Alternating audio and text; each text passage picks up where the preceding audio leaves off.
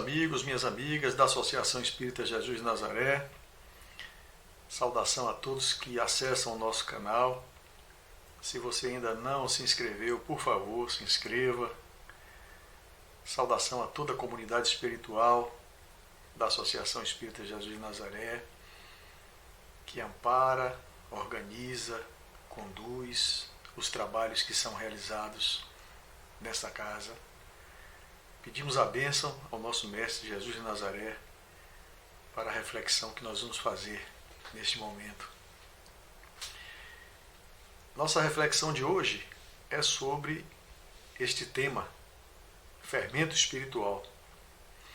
A fonte de inspiração para esse tema é inicialmente a própria parábola do fermento, que está lá nos evangelhos, partindo de Jesus através de uma das suas palavras, nos dando, através de comparações, ideias para seres ainda tão infantis, ideias ainda que muito incipientes, muito distantes, de como é o reino dos céus.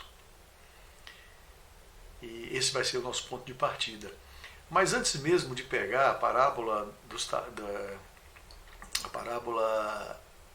fermento para iniciar a nossa conversa, eu gostaria de destacar dois outros trechos do Evangelho em que Jesus nos orienta com ensinamentos parecidos com este contido na parábola do fermento. Na parábola do fermento, Jesus nos oferece uma comparação palpável. Ele fala da massa de pão e do fermento, do elemento material, do fermento capaz, em uma pequena quantidade, capaz de levedar, capaz de fermentar, aumentar uma grande quantidade de massa. Ele usa essa comparação para que nós tomemos a consciência da nossa capacidade enquanto já capacitados a conduzir pessoas, exercer funções sociais, aumentarmos a nossa consciência enquanto pais de família, enquanto gestores, enquanto professores, da nossa capacidade, da nossa possibilidade de influenciar as pessoas. Podemos ser fermento nesse sentido. Com a nossa palavra, com a nossa atitude, podemos fazer crescer a consciência de pessoas que nos observam e nos têm, de certa forma, como exemplo. Nesse sentido, nesse contexto, nós poderemos lembrar de dois momentos em que Jesus, já ressuscitado, ele vai dar orientações parecidas. Uma delas, no Evangelho de João, quando Jesus tem aquele diálogo com Pedro, pergunta a Pedro 3 vezes, Pedro, tu me amas? E Pedro diz, sim, Senhor, eu te amo. E ele diz a Pedro, então cuida das minhas ovelhas. E pergunta novamente, Pedro, tu me amas? Pedro responde mais uma vez, sim, Senhor, eu te amo. E aí Jesus fala, então orienta as minhas ovelhas. E pergunta mais uma vez, Pedro, tu me amas? E Pedro já sentido, fazendo aquela associação com os 3 momentos em que ele negou o Cristo, e ele fala, Senhor, tu consegues ler os pensamentos, tu sabes de tudo, tu sabes que eu te amo. E Jesus fala para ele, então apacenta as minhas ovelhas. Tudo que ele queria era isso. Cuida do meu rebanho, ajuda o meu rebanho a se conduzir por veredas do bem, ajuda as minhas ovelhas a crescerem como a massa do pão que leveda, que cresce.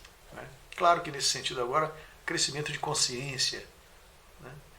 E o outro trecho também que a gente pode trazer para uma associação é Jesus também após a ressurreição, quando reencontra os seus discípulos, depois que o túmulo está vazio e ele tem aquele encontro com Maria Madalena, ele pede a ela que vá avisar os discípulos e pede que oriente a eles que o encontre na Galiléia.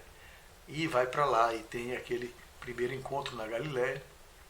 E lá, dentre outras coisas, Jesus vai pedir aos seus discípulos: ide a todo canto, ide por todo canto, ide a todos os lugares e preguem o Evangelho para todas as criaturas.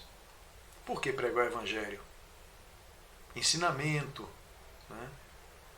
Informação, fermento para crescimento de consciência. De todas as formas, em seus ensinamentos, o que Jesus espera de nós é isso. É o conhecimento, é a busca pela informação, é o combate à nossa própria ignorância, é a expansão da consciência. E o fermento que vai nos dar essa expansão de consciência são as nossas ações a partir do conhecimento que a gente vai adquirindo. As renúncias e as opções que a gente tem que fazer nesse caminho de expansão e não de contração. Essa é a tônica da nossa conversa neste momento. Então, pegando a parábola do fermento, que nós vamos encontrar em Mateus capítulo 13 ou Lucas capítulo 13. E Jesus vai dizer assim, né? Em Mateus 13, 33. E contou-lhes ainda uma outra parábola, entre aspas. O reino dos céus é como o fermento que uma mulher tomou e misturou com uma grande quantidade de farinha, e toda a massa ficou levedada. Em palavras muito próximas, muito parecidas, Lucas vai dizer no capítulo 13, versículos 20 e 21, vai dizer: a que compararei o reino de Deus? Ora, é como o fermento que uma mulher misturou com uma grande quantidade de farinha e toda a massa ficou fermentada. Apesar de ser bem clara a mensagem desta parábola do fermento, muitas obras espíritas foram escritas com a intenção de aprofundar essa mensagem, de explicar, dar um tamanho maior, uma quantidade de informação maior a respeito da grandeza, da profundidade desse ensinamento. Vamos começar com o nosso querido Caibá Schutel, Bandeirantes do Espiritismo, no seu livrinho no sentido carinhoso, né? Porque é um livro de tamanho pequeno, mas de um conteúdo gigante. A respeito da parábola do fermento, que é um dos capítulos desse livro do Caibá Schutel, ele vai dizer assim: assim é o reino dos céus. O homem não se pode transformar de simples e ignorante em elevado e sábio de um momento para o outro. Como o levedo também, né, não transforma a farinha na mesma hora em que ele é posto. Então, nesse primeiro momento, a gente tem que fazer essa comparação de tempo, né? Quando a gente adquire um ensinamento, uma informação, aquilo não nos convence automaticamente. É um processo de assimilação, de aceitação e depois de consolidação a partir das atitudes que vão se refletir a partir do ensinamento que a gente absorveu. E continua Caibá Schutel: aos poucos, à medida que ouve a voz dos profetas, a palavra dos emissários do alto, a inteligência do homem vai se esclarecendo e o seu espírito se transforma. Então, a inteligência do homem vai se esclarecendo, a consciência vai se expandindo, né? A capacidade de compreender, de tolerar, de amar, vai aumentando aos poucos. É a fermentação espiritual, é a fermentação da consciência. E conclui Caibá Schutel dizendo o seguinte: lembrar que o calor, não só a farinha para o pão, como também no homem, né, para a transformação de espíritos, é indispensável. O calor é indispensável. E este calor pode traduzir-se na atividade que empregamos para o progresso. Simples aí, bem claro, né? Não adianta só a informação, não adianta só assistir às palestras, não adianta só ir para os livros, não adianta só absorver a informação, o conhecimento. é necessário colocar em prática. A prática que vai dar o pretexto, o impulso da transformação. E o esforço não é fácil, porque é no esforço que eu vou ter que ser testado nas minhas dificuldades, nas minhas fraquezas. Por isso que ele compara com o calor, porque queima mesmo, né? Entre aspas. É algo que traduz esse esforço de transformação. Então, o calor que aquece a massa do pão para transformá-lo realmente em alimento é o trabalho, né? Que Tiago, no seu Evangelho, no capítulo 2, fala numa frase muito simples, né? A fé sem trabalho é morta. A fé sem obras é morta em si mesma. Então não adianta só o fermento, é preciso o calor. Não adianta só o conhecimento, é preciso o trabalho, é preciso atitude. Caibar Schutter então nos traz essa visão, essa percepção sobre a parábola do fermento. E Emmanuel também vai nos trazer em algumas obras.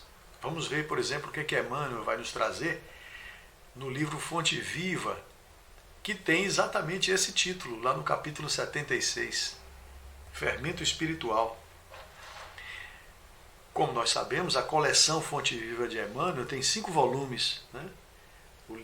O próprio livro Fonte Viva, Pão Nosso, Caminho, Verdade e Vida, Vinha de Luz e Ceifa de Luz. Ceifa de Luz é o menor, só tem 65 capítulos, mas os outros 4, cada um tem 180 capítulos.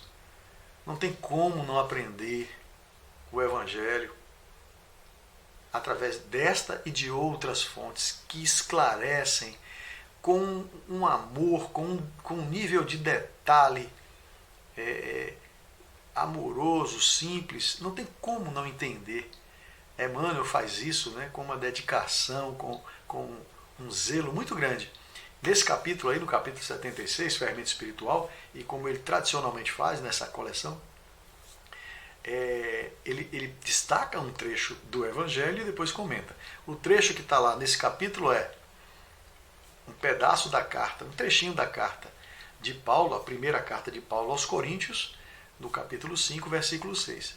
Paulo de Tarso diz assim: não sabeis que um pouco de fermento leveda toda a massa? Não sabeis que basta um pouco de fermento para inflar, fazer crescer toda uma massa? E aí depois Emmanuel vai fazer aqueles comentários esclarecedores que ele sempre faz. Destaquei alguns. Diz Emmanuel: nossa vida é sempre um fermento espiritual com que influenciamos as existências alheias. É como diz Francisco de Assis também, numa frase atribuída a ele: pregue o Evangelho, mas só use palavras se for necessário. Pregar o Evangelho é essencialmente exemplificar. São as atitudes que são a verdadeira pregação. Diz Emmanuel: temos conosco milhares de expressões do pensamento de outros. Nós vivemos mergulhado numa teia de pensamentos, milhares de pensamentos todos os dias que nós emitimos e recebemos. Então, essa rede de comunicação através dos pensamentos é uma troca extraordinária e é exatamente com atenção aos pensamentos, aos sentimentos que nós temos como matéria-prima do nosso próprio desenvolvimento, e que vamos falar um pouquinho mais daqui mais para frente. Com relação a esta matéria-prima que nós temos que estar muito atentos. É quanto a isso também que Jesus pede: orai e vigiai, né? Pede atenção. Porque a gente está o tempo todo absorvendo influências e emitindo também influências. Os raios de nossas influências entrosam-se, porque é essa teia, né, recíproca né, de comunicação, de vai e vem de pensamentos, de vibrações, e pesam na balança do mundo para o bem ou para o mal. Quando se diz assim que a psicosfera do planeta nesse momento está muito pesada, é por quê? Porque nós estamos num momento de transição em que os choques, né, os conflitos se exacerbam e as vibrações negativas momentaneamente eu não digo sobrepõem, mas elas se enaltecem, se inflam, porque é o momento anunciado por Jesus lá no Evangelho de Marcos 13, né, o sermão profético, reiterado pelo livro A Gênese de Kardec, no capítulo 18, e depois, através das obras complementares.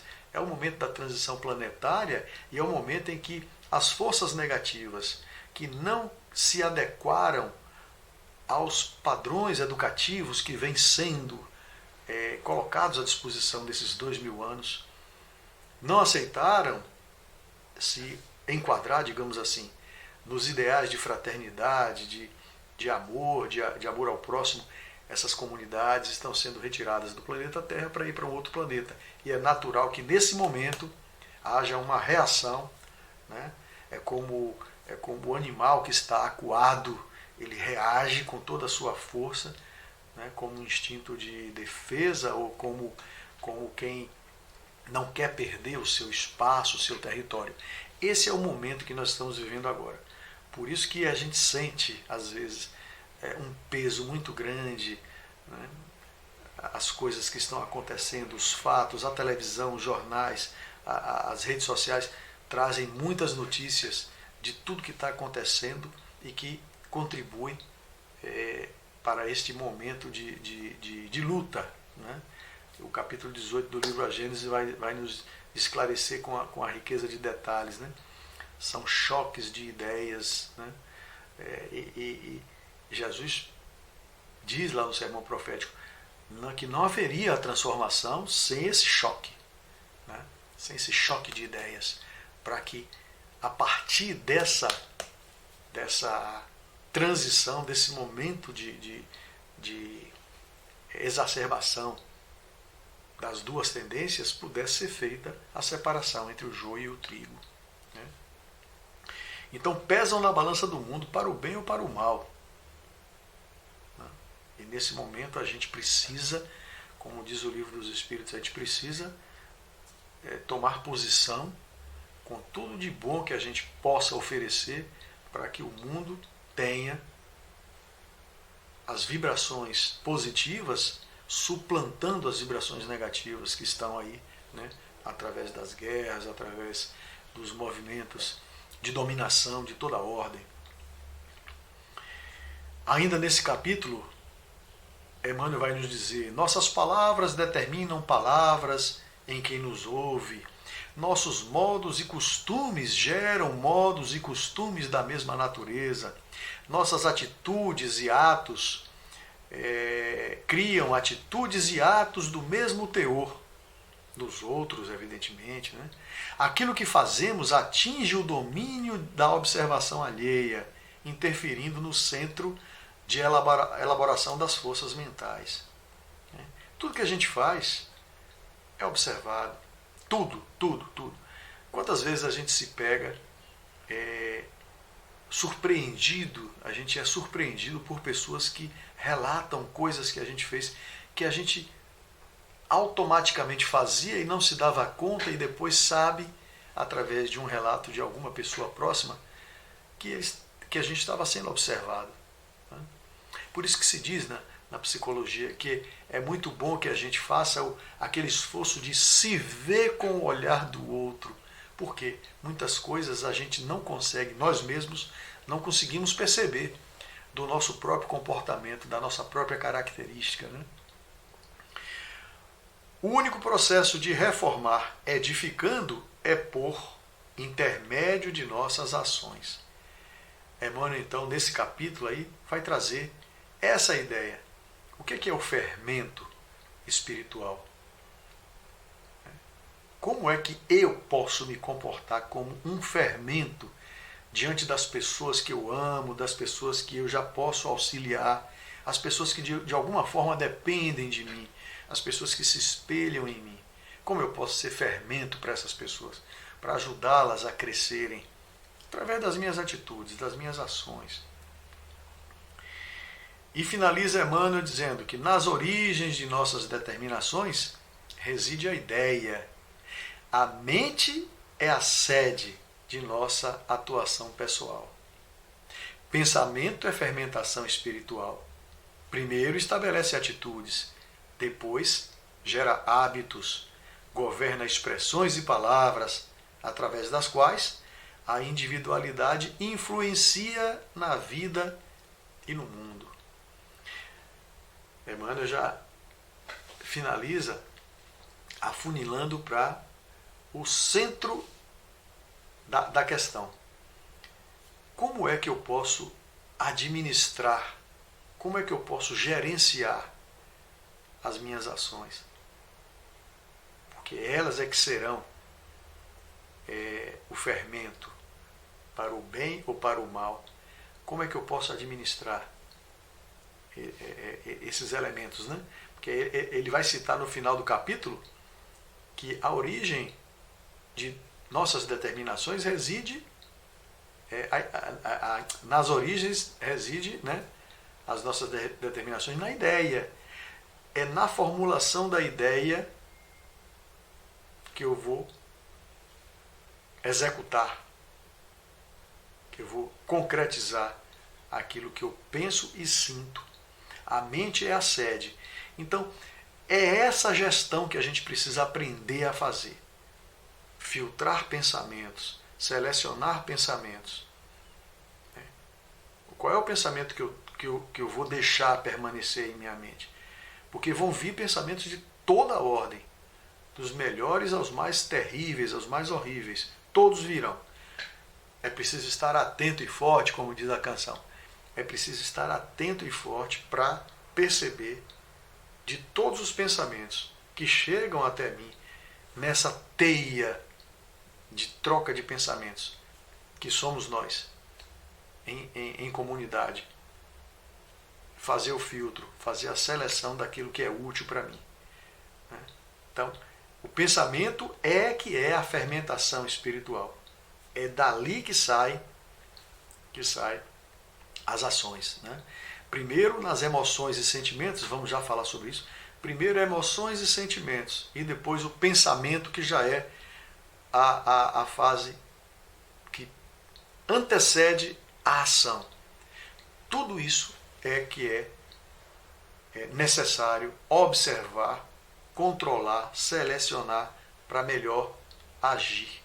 E assim ter essa condição de ser o bom fermento a que Jesus se refere, para levedar a massa.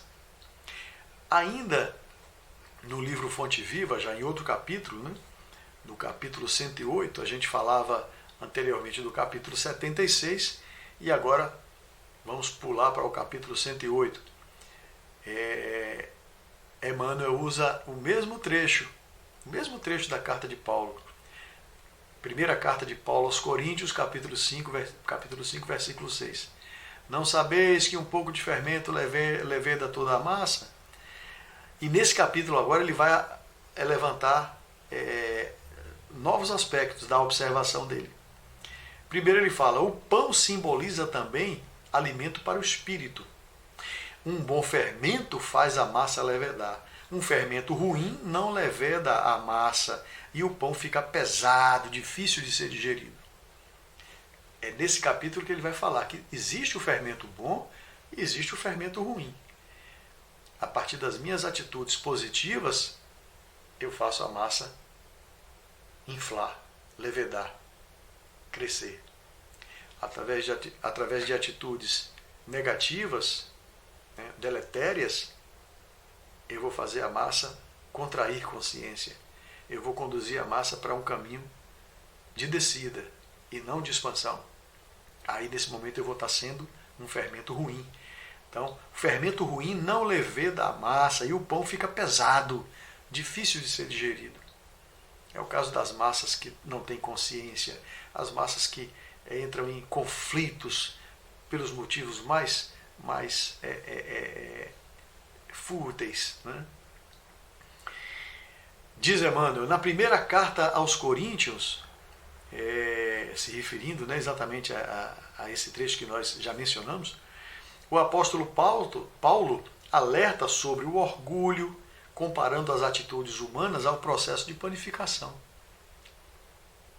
Então, como Jesus sempre fazia, procurando comparações que facilitassem a nossa compreensão. Paulo de Tarso faz a mesma coisa. Né? Vai comparar as atitudes humanas ao processo de panificação. São as nossas atitudes cada vez mais filtradas, cada vez mais selecionadas, cada vez mais elevadas, que vão nos dar a expansão de consciência, a expansão da massa, comparativamente. Ele aconselha a nos libertarmos do fermento velho, do fermento da maldade, da malícia.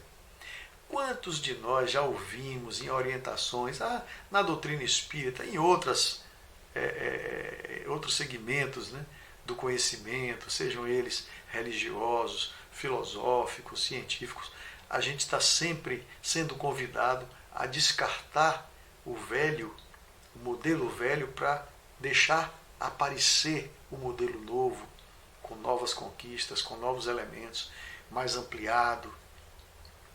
E quantas vezes nós temos dificuldade de descartar o modelo velho? No nosso dia a dia, então, para mudar uma ideia, né? Se reformar, alterar uma forma de fazer. Quantas pessoas passam 30, 40 anos fazendo uma coisa do mesmo jeito e se recusam a alterar? Quantas pessoas vão de casa para o trabalho sempre do mesmo jeito, no mesmo caminho, e não têm a ideia, ou às vezes se recusam a fazer o caminho por um lado diferente, para ver nova paisagem, para ver coisas diferentes. São formas, muitas vezes inconscientes, de recrudescimento, de apego, né? De preservação de modelo velho.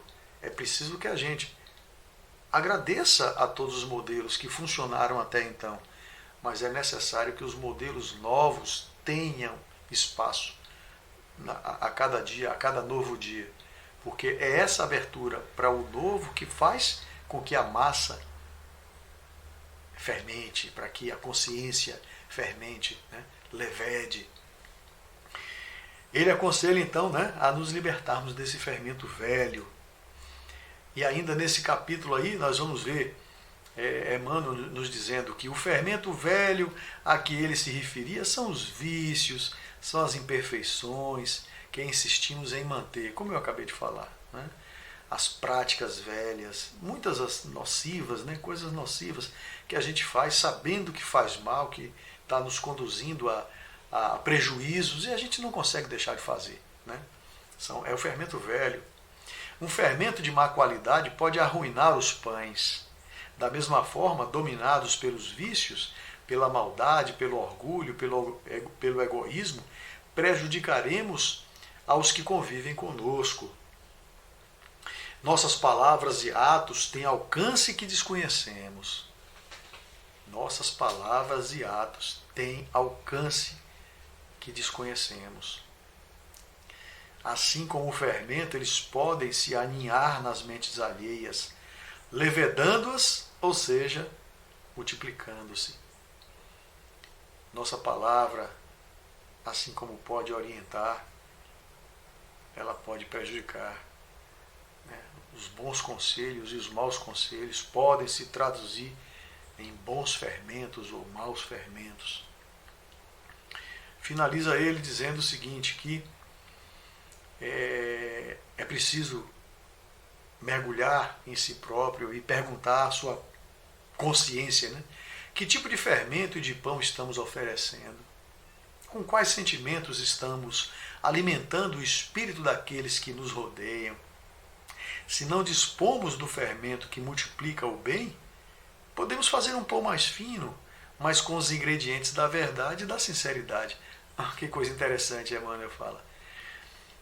Muitas vezes a gente quer se comparar com outra pessoa, pessoas que em outras encarnações, encarnações anteriores, já vêm fazendo um esforço de aprimoramento, de crescimento, de conhecimento, de educação. E se prepararam, não é uma coisa gratuita, se prepararam a partir do próprio esforço para estarem nesta encarnação mais qualificados a exercerem funções de uma complexidade maior, de um alcance maior. E muitas vezes eu, que ainda não fiz esse caminho, prefiro entrar por um sentimento de baixa estima ou de menosprezo de mim mesmo, quando comparado a alguém que já conquistou essa capacidade. Isso é errado. Emmanuel fala, cada um deve fazer o seu melhor dentro daquilo que já consegue fazer, considerando toda a caminhada que já fez anteriormente, em tantas encarnações que a gente nem sabe quantas. E ele diz assim, se eu não consigo fazer um pão grande, né, já com um conhecimento que me fez capaz de levedar uma grande quantidade de massa, ora, se você não sabe fazer isso ainda, faça o pão fino, né? Faça um pão mais fino. Ou seja, dentro de uma sociedade, dentro de uma organização comunitária, existem funções diversas e muitas vezes pessoas que fazem uma função mais simples são menosprezados porque acham que é uma função de pouca importância. Na verdade, não é assim. Cada pessoa está no lugar que pode ocupar pelas conquistas que já fez, mas ele pode fazer o melhor que já consegue fazer. E é isso que vale na avaliação, né, nos critérios de avaliação da divindade. Aquilo que eu já consigo fazer, farei da melhor forma. Não tenho que estar me comparando ao outro, porque cada um já fez até aqui um caminho diferente. Então, se eu não consigo fazer o pão grande, eu vou fazer o melhor pão que eu consigo fazer. Então eu faço um pão fino, mas é o melhor pão fino que eu posso fazer, porque é a condição de fermento que eu conquistei hoje. Então hoje eu faço pão fino, mas é o melhor que eu posso fazer, né? O que a gente geralmente faz e comete erro é negligenciar diante de todo o potencial que nós já temos e ficamos sempre fazendo aquém da nossa possibilidade, da nossa capacidade.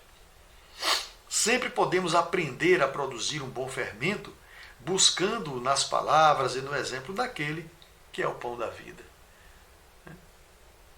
Jesus é a referência. É a referência. Mas se nós nos sentirmos muito distante dele, nos sentirmos ainda incapazes, e é natural, de fazer como ele, porque a distância é enorme, aí faz como Paulo de Tarso recomendou. Paulo, o apóstolo, falou assim, sede meus imitadores, assim como eu sou imitador do Cristo.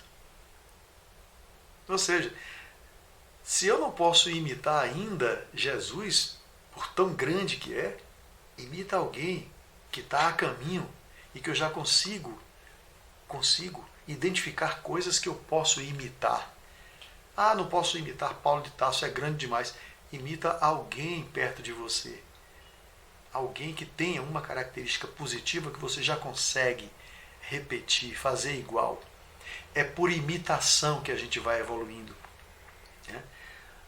Os nossos ídolos, entre aspas, né? Para não falar de idolatria no sentido mais pernicioso, mais negativo que muitas vezes ele tem, mas pessoas que a gente elege como referências, né? Como ídolos, entre aspas, são aquelas pessoas que já conseguem ser inspiração para nós em alguns aspectos. Então, se nesses aspectos a gente já consegue se desenvolver, que seja esse o fermento que vai nos ajudar a desenvolver essa característica, essa habilidade. E, em contraponto, já que Emmanuel falou no capítulo 76, falou do bom fermento e do mau fermento, lembremos que Jesus fala do fermento dos fariseus, que na época tinham exatamente essa característica nociva, perniciosa, negativa, que tem essa essa conotação de fermento ruim. Nós vamos encontrar isso no Evangelho de Mateus, capítulo 16, quando Jesus fala do fermento dos fariseus. O que é que tem lá? Destaquei só alguns trechos do Evangelho de Mateus 16 para retratar essa ideia do mau fermento, né? O fermento dos fariseus. Os fariseus e os saduceus aproximaram-se de Jesus e o puseram à prova, pedindo-lhe que lhes mostrasse um sinal do céu. Indo os discípulos para o... Sim, no decorrer do capítulo 16, isso no versículo 1. No versículo 5, depois que eles saem daquele encontro e vão para o outro lado do mar, da Galileia, indo os discípulos para o outro lado do mar, esqueceram-se de levar pão. E eles discutiam entre si, dizendo: é porque não trouxemos pão? E fica aquela discussão a respeito do pão que esqueceram de levar.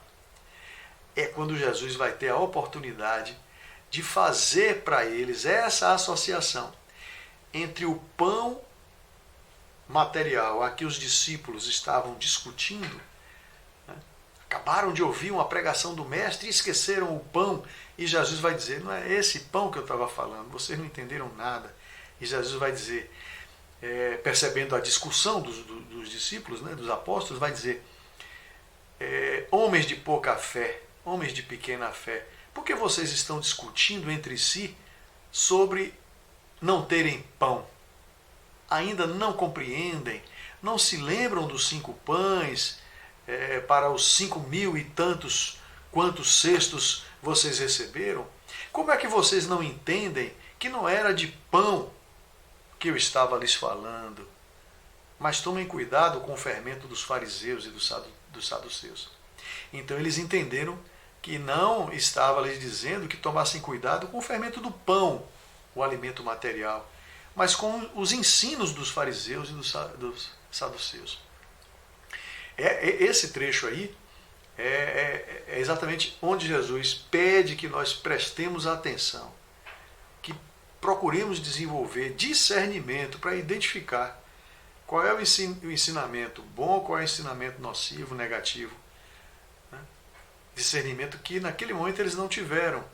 Né? Estavam confundindo o pão material com o alerta que o Cristo fazia a respeito das orientações nocivas que podem conduzir as massas, as pessoas, a caminhos tortuosos. Quando Jesus fala de fermento dos fariseus, está se referindo ao que está oculto atrás de aparência de religiosidade suntuosa, né? E aí vem uma provocação. Agora, a gente está falando, né? Se reportando hoje, há 2000 anos atrás, a esse comportamento na época dos fariseus. E hoje, os cristãos, como é que estão se comportando? Os cristãos que se dividiram, se faccionaram em tantas denominações, né? E nós cristãos, que ficamos muito mais preocupados com as pequenas diferenças de interpretação da mensagem, e deixa com que isso nos divida, em vez de procurar olhar a essência da mensagem, que é algo que pode nos unir e nos aproximar. Qualquer segmento cristão, qualquer um, né? Qualquer pessoa que siga o Cristo, em qualquer religião, em qualquer denominação. O que é que nós estamos fazendo? Estamos fazendo diferente? Né? Onde há a ação do fermento ruim, tudo fica escondido por detrás de uma máscara de fanatismo e de propagação dos próprios dotes, transformando a doutrina cristã num farisaísmo maquiado. Será que nós não estamos repetindo hoje, com as nossas condutas, o que nós fazíamos quando éramos fariseus? A gente fala dos fariseus como se fossem eles, né? É preciso ter cuidado para saber que dentro das reencarnações nós estávamos lá, não sabemos onde, mas estávamos lá em algum ponto há 2000 anos, e Podemos ser um deles, né? Quem sabe eu não era um fariseu lá, fazendo esses questionamentos perniciosos ao Cristo. E agora estou aqui como cristão e recebo esse alerta, né? Especificamente dentro da doutrina espírita. Presta atenção para você não ficar agora como espírita repetindo o mesmo erro que você cometeu quando você estava encarnado lá no meio dos fariseus. Presta atenção para ter o discernimento, né, entre o bom e o mau fermento. A maior dificuldade para se perceber o fermento ruim é porque ele atua sorrateiramente, fica escondido no meio da massa, nos pensamentos e nos sentimentos, no subconsciente do indivíduo. Então, como eu falei no início, o que antecede as nossas ações e que em última instância é o que vai ser de fato o fermento que nós vamos disponibilizar para todas as pessoas que nos rodeiam. As nossas ações é que são o fermento. Mas onde é que está a matéria-prima? Onde é que está o início na elaboração desse fermento? Está em nossos pensamentos e em nossos sentimentos. Escondido, né? Escondido. É por isso que nós devemos fazer esse autoexame, né? O conhece-te a ti mesmo, esse mergulho, essa autoanálise de conhecer o que temos, reconhecer o que temos, aceitarmos tudo que temos de bom e de ruim e procurar tratar essas substâncias, esses fermentos, para que a gente saiba com inteligência descartar o fermento ruim e utilizar apenas o fermento bom para o nosso próprio bem e, claro, para o bem das pessoas que nos rodeiam. Finalizando então, a emoção, o sentimento são os elementos que servem de ponto de partida para a elaboração do pensamento, né? O pensamento é a nossa capacidade de formar ideias ou representar a realidade em nossa mente. Já é o nosso estado racional. A emoção e o pensamento estão ainda... a emoção e o sentimento estão ainda no campo da emoção, da própria emoção. A emoção, na sua fase instintiva, é uma reação instintiva. O sentimento como efeito da emoção. Eles antecedem o pensamento. A emoção e o sentimento antecedem o pensamento. O pensamento já é uma elaboração, já é um lado, já é um estado racional. É dali que vai sair a nossa atitude. E é exatamente aí que a gente precisa ter cuidado, precisa orar e vigiar, precisa selecionar, precisa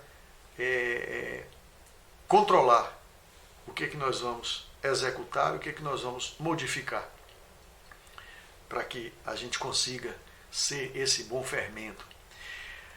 Finalizando, educar os sentimentos, né? É preciso educar os sentimentos. Como? Os sentimentos são experiências que cada um de nós tem a partir de uma determinada emoção.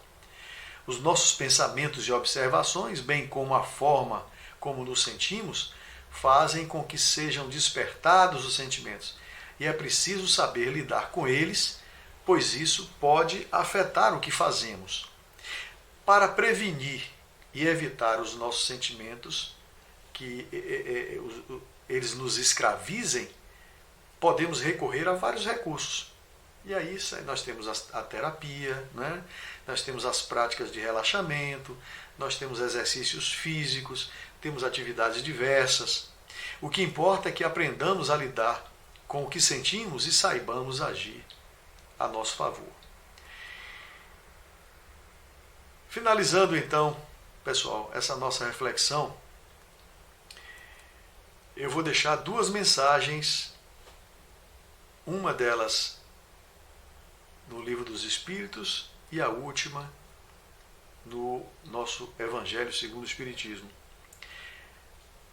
No Livro dos Espíritos, uma questão que é muito utilizada em diversas reflexões, nos convida a fazermos brilhar a nossa luz, a fazermos sobressair o lado bom que todos nós temos.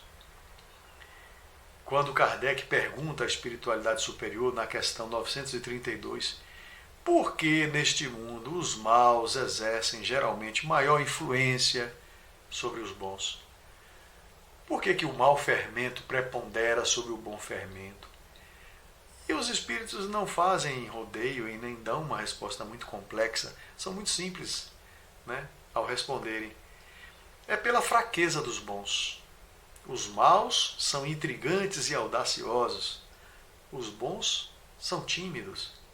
Estes, os bons, quando quiserem, assumirão a preponderância. Ou seja, nós já temos o fermento bom para oferecer. Por que não oferecemos? Timidez, né? Tímidos.